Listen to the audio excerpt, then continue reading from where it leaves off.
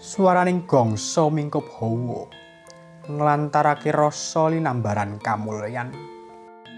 Ing satengahing samudraning sepi medal satunggaling sinar-sinar saking pusaka suci. Warisaning titah linuwih ingkang dudu namung dipun wujudake, ananging dipun hamemahi rasa, daya lan waskita.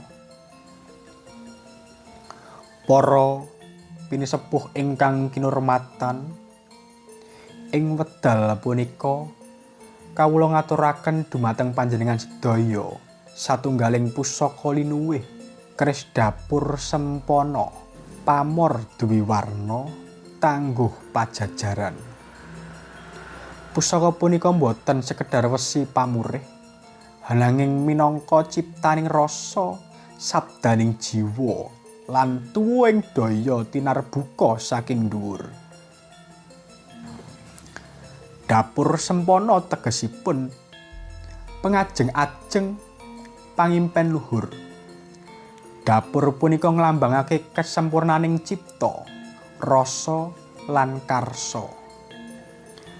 Dados ingkang ngasta keris punika tinuntun lumampah ing dalan padhang, ngugemi penguripan kanthi kawicaksanan lan laku utama.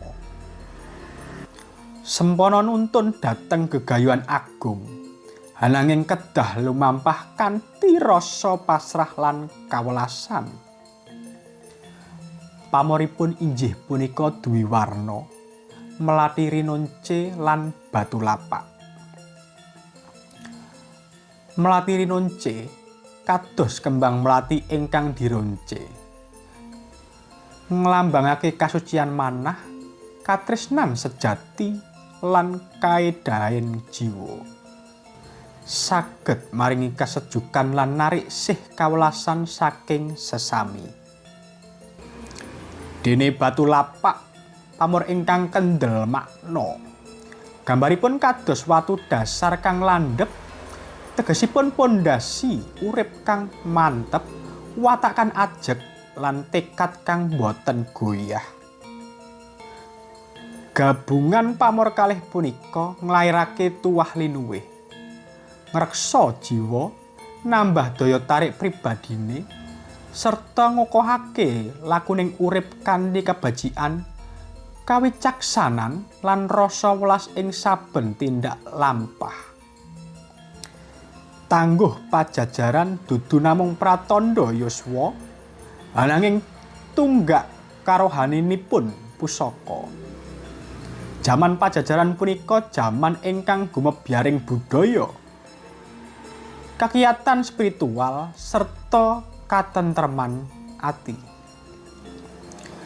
Keris tangguh punika ngasta tuwah kekuasaning batin, daya pangayom lan wening luhur saking Prabu Siliwangi. Sing sapa bisa ngendhaleni manahe, bisa nguasai jagate. Keris punika sanes mung pusaka, nanging guru sejati ingkang wicaksana tanpa swara, mulang tanpa tembung. Tuwaing keris punika maringi kaweruh lan waskita, nyekseni sing ora ketingal, ngrungu sing ora kinucap, lan rumangsa senajan tanpa wicara. Ingkang ngasta kedah resik batinipun, sumedya nyawiji kalawan rasa lan laku utama. Mugi keris punika saged dados candraning diri, nglanturaken panjenengan sedaya dhateng urip ingkang sinerangan rahayu, wilujeng lan linuwih. Yen wonten ingkang kagungan kretek, keris punika sampun ngenteni dina niki ingkang boten sakedar damel, ananging ingkang ngugemi rasa warisaning budi. Mahare katur 3.300.000 rupiah.